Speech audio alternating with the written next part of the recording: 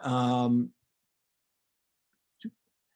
it is entitled Cultural Genocide in the Name of Counterterrorism. And I have the cover to my recently published book up there on the slide, The War on the Uyghurs, China's Internal Campaign Against a Muslim Minority, from Princeton University Press. And a lot of what I'm going to talk about today is described in more detail in that book.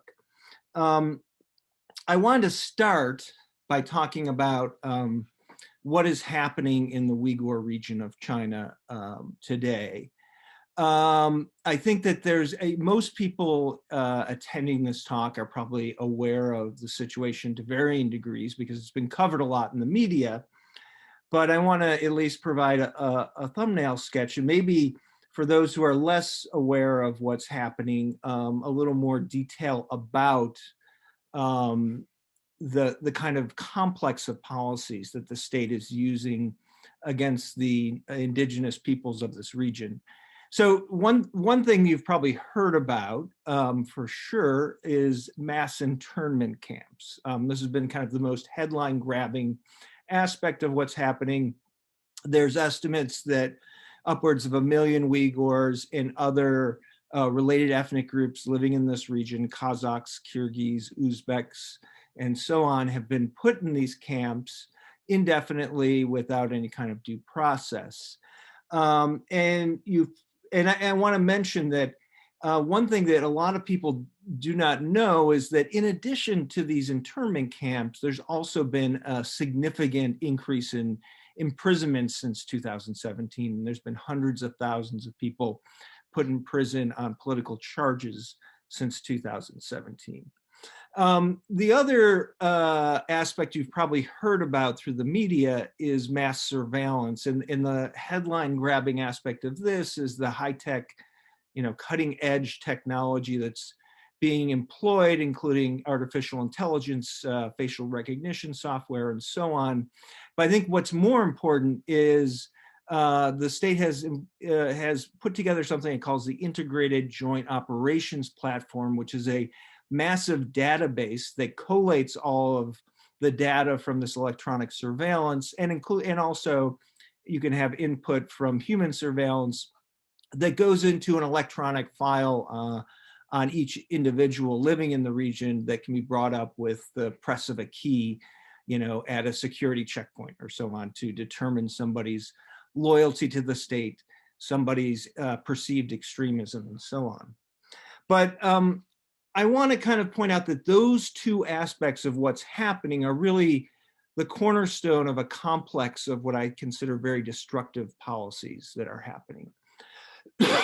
And the camps and prisons, in conjunction with the mass surveillance, essentially create a situation where those not incarcerated have no possible recourse of resistance.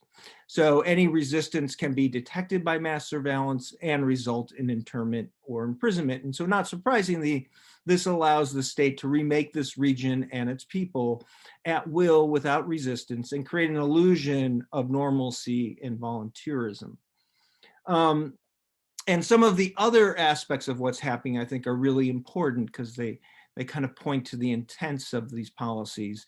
So there's a certain number of policies that are kind of focused on forced, or you could say coerced assimilation, because if you do not partake in these activities, you could end up in an internment center or prison. And these include, the active suppression of Uyghur cultural expressions and language for those outside penal institutions, particularly if they have any kind of religious significance. Coercive mixed ethnic marriages. There's a state campaign to promote mixed marriages with Uyghur women.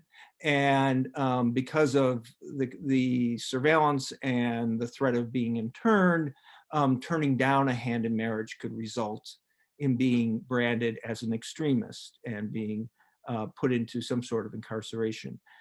Increased mandatory Chinese language boarding schools for children, and this particularly relates to those children of parents who are either interned or imprisoned, as well as those who take part in residential labor programs, which I'm going to talk about in a second, and also can coerce participation in Han holiday celebrations and suppression of Uyghur holidays.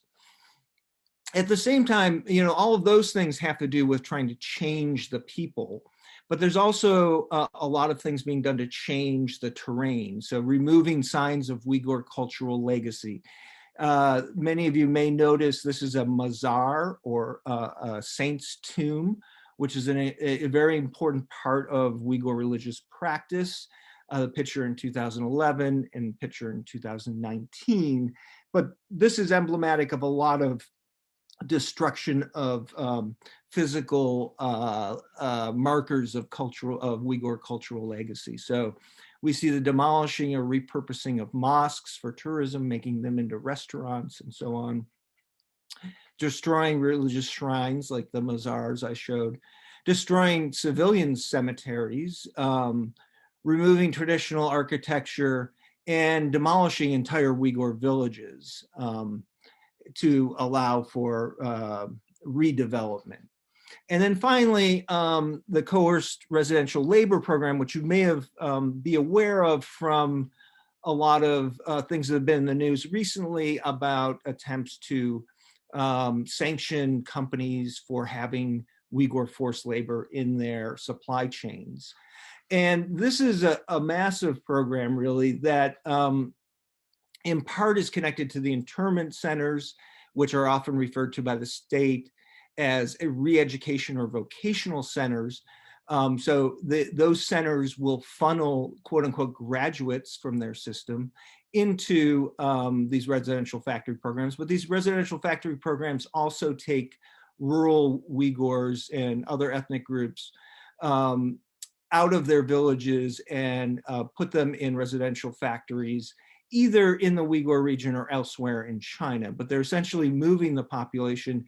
And a recent study by a Chinese think tank talked about these programs as successful examples of reducing the demographic or the population density of Uyghurs in the area.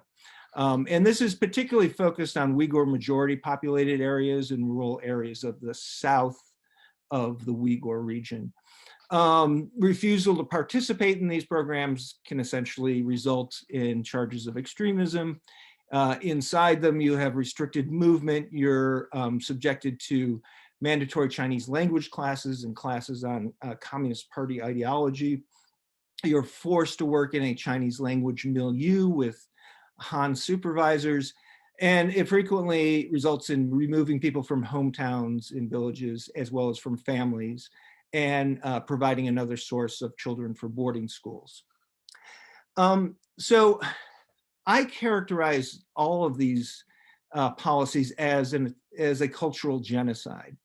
And I use that term not to engage with the contentious question of whether this should be considered a genocide under international law, but rather this is an academic term that's often used for the destruction and removal of indigenous peoples in the context of settler colonialism.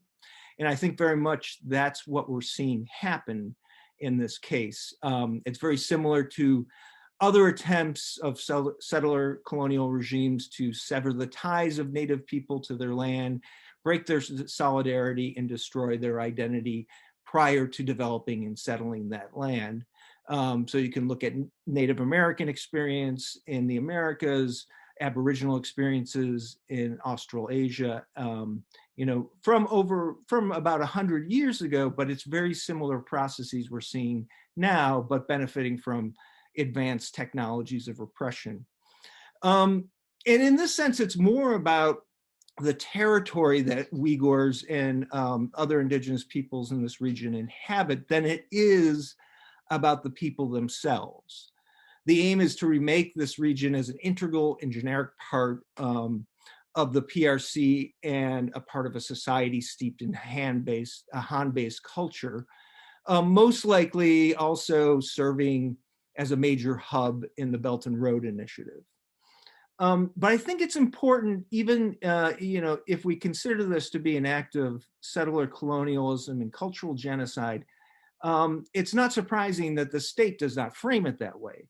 And in fact, colonial regimes never really frame their motivations around colonial goals. The idea, colonialism is really about material motivations, usurping land, exploiting natural resources, exploiting labor. But colonial regimes also have idealist justifications that serve to convince both the colonists themselves and others of the benevolent reasons for their actions. And I think this is particularly true when we're talking about settler colonialism, which almost always requires kind of the genocidal destruction and removal of indigenous peoples.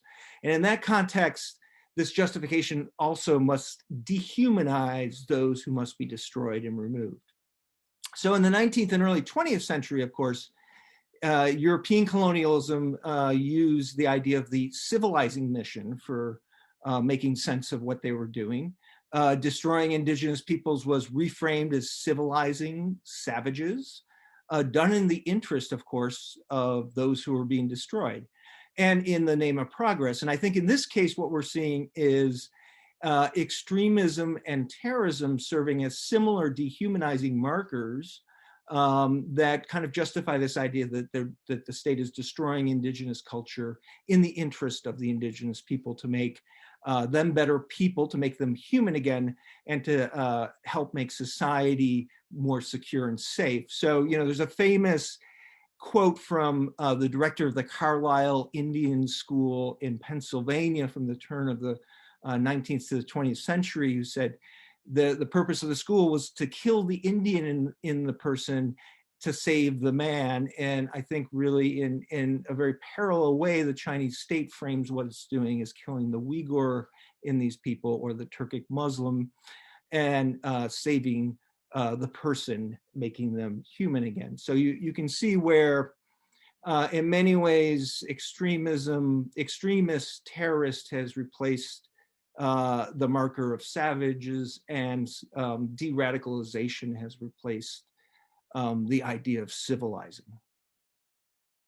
So for the rest of my talk, I want to talk about how this has come about, that the savages of 19th and early 20th century colonialism have turned into the terrorists of 21st century colonialism, in at least in the context of Chinese colonialism of the Uyghur region.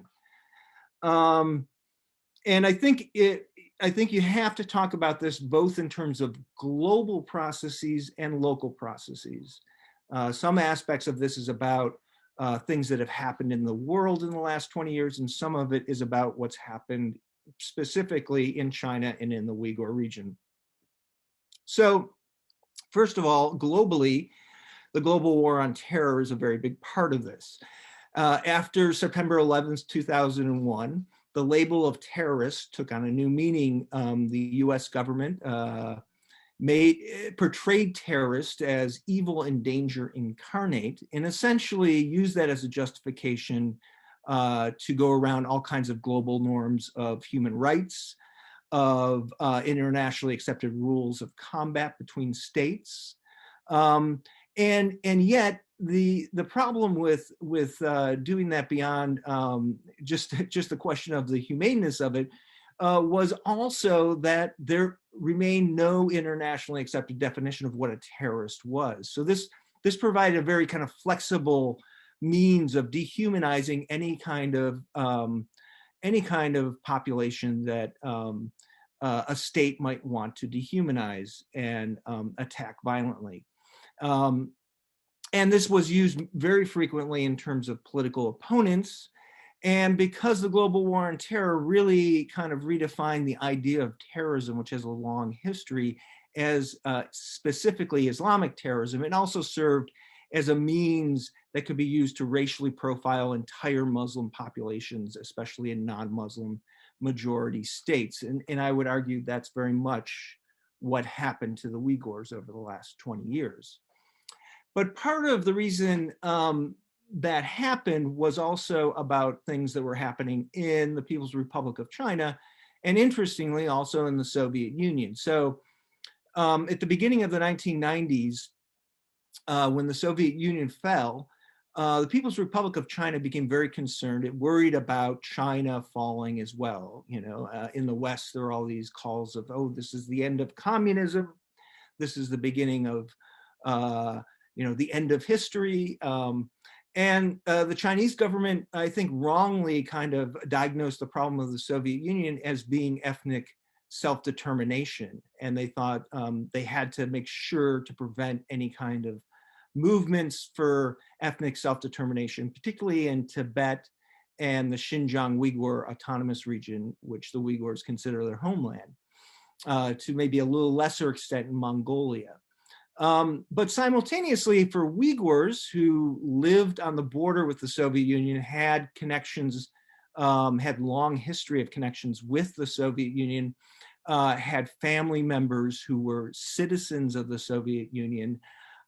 This also presented kind of an alternative future to them. They looked at the emerging states in Central Asia and said, well, potentially we could have independence someday. We could have our own Uyghur state.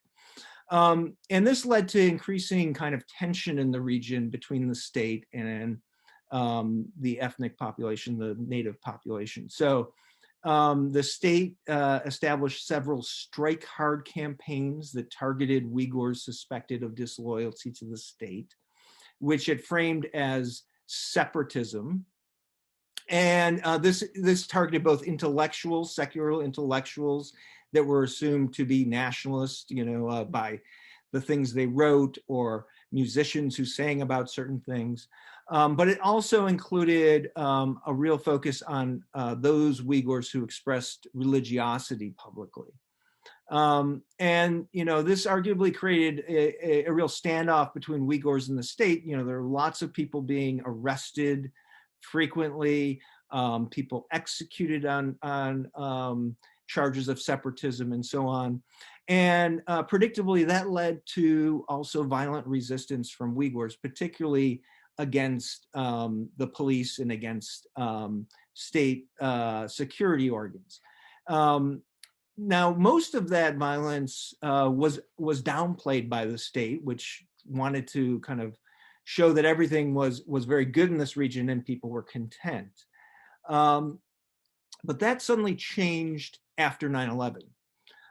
So shortly after September 11th, the PRC issues a series of white papers, excuse me, essentially policy papers that claim it faces a serious terrorist threat from Uyghurs that is linked to Osama bin Laden. And it names a litany of Uyghur diaspora organizations in Europe, Central Asia, and Turkey as being part of this terrorist network, which it gives this very nebulous name of the Eastern Turkestan Terrorist Forces. And these documents also include a list of 200 violent instances that took place in the Uyghur region during the 1990s that the state says were perpetrated by this amorphous terrorist network. Now, a lot of these incidences are not at all like terrorism. A lot of them are protests that turned violent when they were cracked down by the police. Some of them are attacks against the police, which may not have been politically motivated at all. And there's, you know, a couple things. There were 2 bus bombings that, you know, by my definition of terrorism anyways, could be considered terrorist acts. But even then, it wasn't clear that there was any political agenda behind it, or there was no evidence that there was an organized Uyghur militant resistance at all in the region. So initially, I think the international community really shrugged off this. The PRC had a real concerted lobbying campaign to try to push this, to try to get Uyghurs kind of categorized as part of the enemies in the global war on terror. The US, many US officials in the first year after 9/11, you know, directly kind of confronted this question and said, no, the problem in this region is not terrorism, it's human rights. But then that suddenly changes in the summer of 2002, where the US State Department recognizes one group that's talked about in the Chinese documents, a group called the Eastern Turkestan Islamic Movement, or ETIM, as a terrorist organization linked with Al Qaeda. And the US puts this group on the terrorism exclusion list and helps China get it recognized on the UN Security Council's consolidated list of terrorist organizations. Ominously, the State Department goes beyond the Chinese documents, and the State Department suggests that this group is responsible for all 200 acts of violence that the Chinese government talks about in its documents, while the Chinese government had actually said that was the work of various groups working in concert. So a lot of my research over the last few years has been trying to find out the reality behind this group. When the US recognized this group as a terrorist group, I had never heard of them, and nobody I knew studying Uyghurs had ever heard of them. And I've done a lot of research on it, and I've come up with some ideas about what ETIM is, at least in theory. And it's not really a single organization, but it's a couple small groups on the margins of the global jihadist movement that's been active for 20 plus years now. And the first group, which never called itself ETIM, and the group that really the Chinese government was talking about, was a group established by this guy, HASAN MAHSUM, who left the Uyghur homeland in 1997. He was a religious nationalist who wanted to start an insurgency to liberate his homeland. And so he eventually gets to Afghanistan, and he has a very small group of followers, but he never really realizes anything in terms of a militant organization. He does not, there's no evidence that he has any ties with Al Qaeda. In fact, stories I've been told by people who were in the region at the time was that there was a lot of tension between Al Qaeda and this guy, because this guy was interested in the question of the Uyghur homeland and independence, and was not interested in global jihad. And Al Qaeda, of course, the opposite. And in fact, there's lots of evidence that the Taliban essentially kept this group in check at China's behest to make sure it could not pose a threat to China. And there's no evidence that this group ever carried out any violence anywhere, let alone the 200 violent acts, most of which happened before this group was ever formed. The organization itself basically dies with the death of the leader at the hands of the Pakistan military in 2003, when he flees Afghanistan. And a year before that, he calls into Radio Free Asia condemning the 9/11 attacks and asserting that he and any of his colleagues do not have any ties with Al Qaeda or the Taliban. However, there is a group that emerges later called the Turkestan Islamic Party, which essentially has been active since 2008. And one of the things that's important to note is that this ETIM group, which essentially ceases to exist in 2003, terrorist analysts abroad continue to write about it. They continue to spin kind of a narrative, like there is this group out there. And this group that emerges in 2008 kind of continues that tradition. So from the Chinese state's perspective, this is all ETIM. This group, they essentially, I found that their first video ever on the internet was in 2005. It's about the martyrdom of HASAN MAHSUM from the other group. But in fact, this group really does not have connections with the history of this previous group in Afghanistan. It becomes known in 2008 during the Beijing Olympics because it makes several videos threatening the Olympics.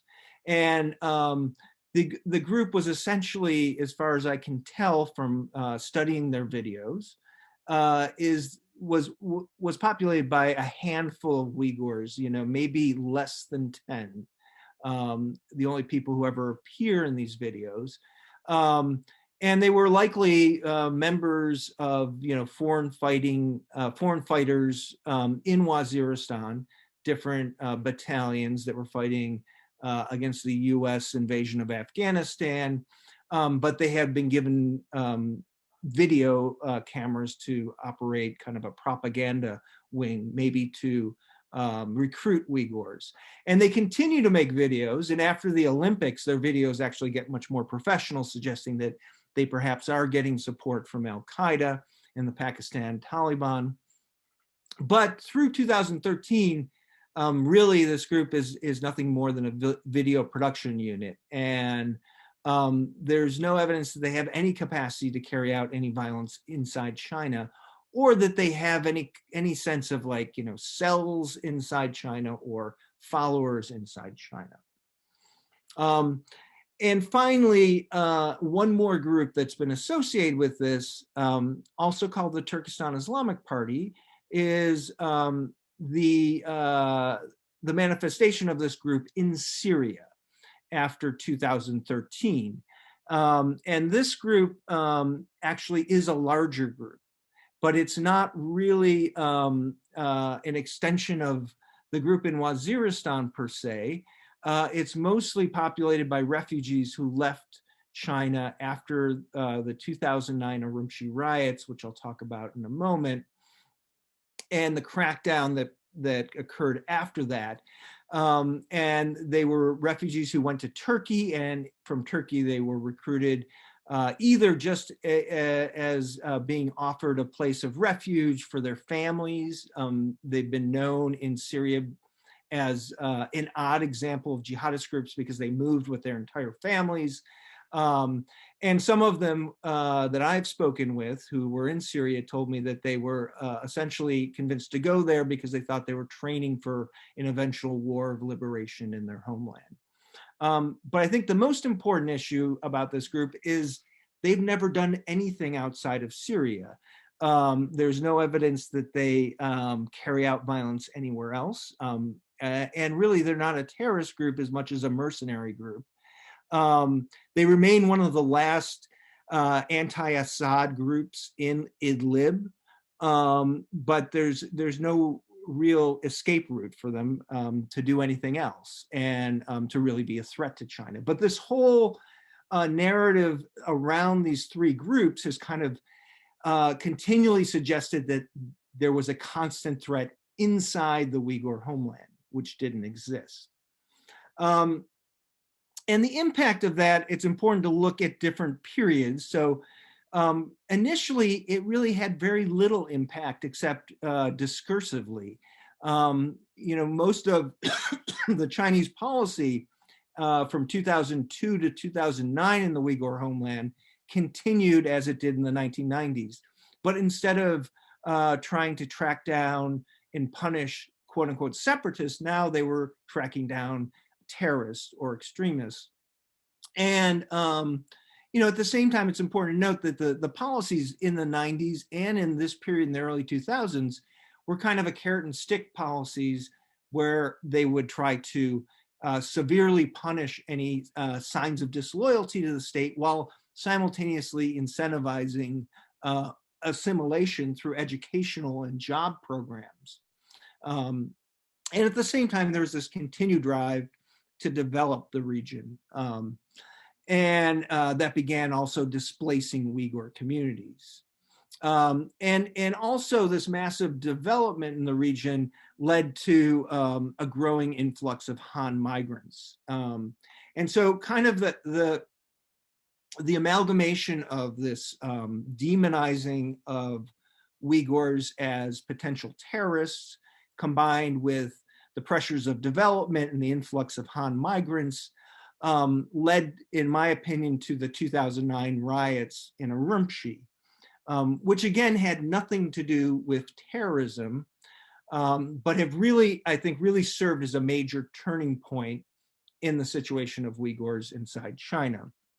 So in 2009, the summer of 2009, there were several Uyghurs who were killed in a factory in southern China. These were people who had joined into these kind of incentivized assimilation programs to work in factories inside China. And they had been killed due to a rumor on the internet that Uyghur men had raped Han women in this particular factory. In following this, university students in Urumqi, mostly Uyghur, started a protest where they were calling for justice from the state for these murders.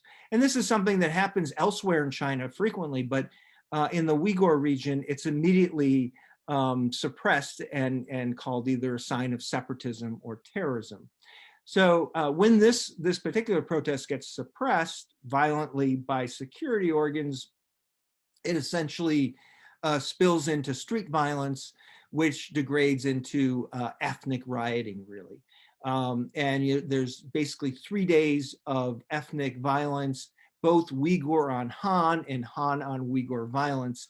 And it has nothing to do with terrorism. It's not politically, it's not like a premeditated, politically motivated event per se, as much as it is a spontaneous and passionate explosion from the tension of development and migration. But the state essentially blames Uyghurs for the violence.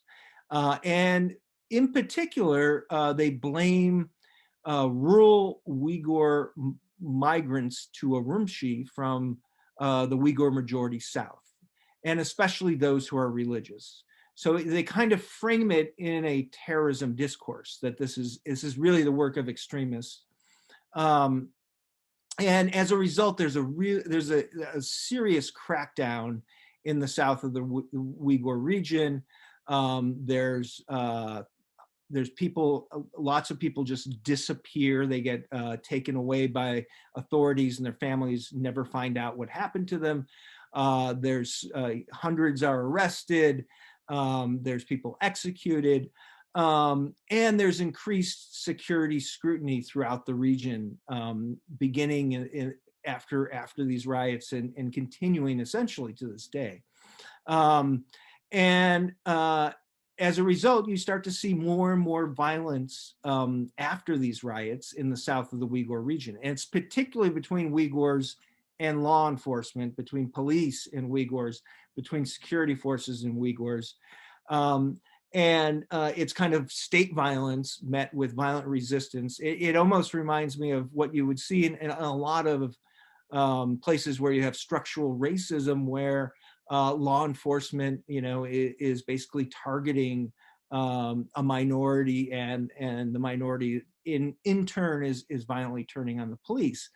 And it begins this cycle of violent repression, resistance, repression between law enforcement and rural Uyghurs. And of course, the state continually frames this as terrorism. And meanwhile, the mass development of this region is continuing and increasing, particularly in the south, the Uyghur majority areas. So in the early 2000s, there was a lot of infrastructure development, but now in the later period, in the second decade of the 2000s, we start seeing the creation of factory centers. We start seeing the industrialization of this southern region that had been almost exclusively Uyghur, and where the state had previously had very little penetration. And you see more and more violence. And at the same time, this small jihadist group in Waziristan continues to make videos to kind of fuel that violence, although there's less of a sign that it really is fueling the violent resistance as much as it's providing more reason for the state to apply violence against Uyghurs. And this culminates in 2013-14, where you really see a couple isolated violent incidents in the region that I would term as terrorist attacks. They focus on civilians. They seem premeditated. And that kind of becomes the last straw in terms of the Chinese government's attitude towards the region and Uyghurs. And it leads to the declaration of a people's war on terror, in which the government again, particularly targets rural and religious communities. And really mostly Uyghurs, not as much the other ethnic groups in the region at this time. And they focus a lot on public demonstrations of religiosity, clothing, the grooming people adopt, and so on. And they even begin criminalizing certain aspects of Islamic practice, things like getting married through an Islamic Islamic ceremony, and other things that are done outside of the state-sponsored religious institutions. And they begin codifying how to tell what marks an extremist, which I think is a very ominous aspect of this period. And finally, I think this is where you see the beginnings of what's happening today in 2014, because we start seeing the infrastructure laid down for the mass targeting of the indigenous population here. It's when they start procuring for this, this integrated joint operations platform, this massive database that collates electronic surveillance on individuals. They start beta testing different forms of re-education that can be, that are framed as de-radicalization. And so, they're not necessarily mass internment centers, but smaller ones, or even day schools where people are sent to rehabilitate and kind of forsake their religiosity. And then, 2017, late 2016, early 2017, it's almost like a switch goes off, and the state begins targeting the entire population, and seems bent on trying to displace them, break their solidarity, and destroy their culture. And even though that happens in 2017, my research kind of shows that everything was laid down for that, the kind of infrastructure, already in 2014. And the first major sign of a shift is and first there was arrest of several intellectuals who'd been involved over the last decade in textbook production. And the state had decided that these textbooks that had been around since 2001 were actually essentially supporting extremism and terrorism.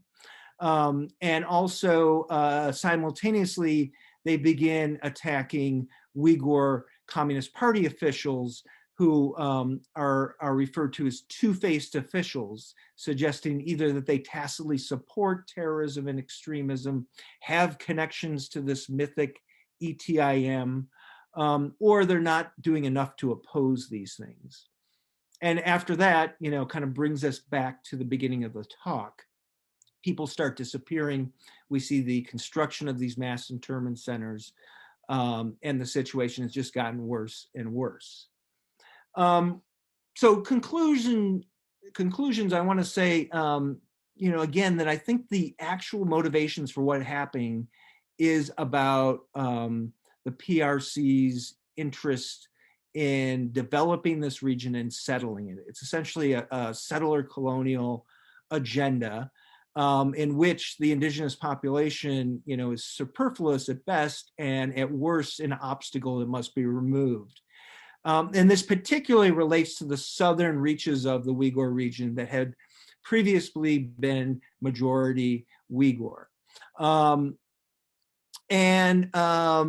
I have to say, though, that even though that's the motivation, I think we have to recognize that the global war on terror accelerated the state's tactics for doing this, and especially, as it related to attacking the indigenous populations. And we see from the beginning of GWOT this kind of logical progression that goes from, and actually starting in the 1990s, where the state was targeting a limited group of Uyghurs, accusing them of being nationalists, assumed to be a minority within the whole population, and seeing them as an obstacle to development, reframing that then as terrorists and extremists after 9/11, eventually targeting all of Islam as the roots of what makes people extremists and terrorists, and eventually racially profiling the entire population and going beyond Uyghurs to also target Kazakhs, Kyrgyz, any of the indigenous Turkic Muslim people of the region. And I just want to say kind of one thing about this point I mentioned earlier about where justifications and motivations blend. You know, the idea that the civilizing mission in European colonialism wasn't just a justification. It wasn't just an excuse. It kind of drove the colonial agenda itself. And I think we see the same thing here, where essentially there a lot of people involved in implementing these policies believe that they are saving Uyghurs from extremism and terrorism, saving them from themselves. And the idea is that they've become less than human, and the only way they can become human is to transform them, even if that includes a lot of suffering. So, you know, as a lot of scholars of genocide talk about, you need something to dehumanize a people in order to subject them to kind of like racially profiled atrocities. And so in this way, very much the savages of the 19th and 20th century colonialism seems to be reemerging in the discourse of terrorists and extremists in the 21st century. The aims are fundamentally the same. They're colonial and ultimately genocidal, which is why I refer to this as cultural genocide in the name of counterterrorism. And I see it as a cautionary tale about the capacity of states for undertaking colonial projects in the 21st century. Thank you.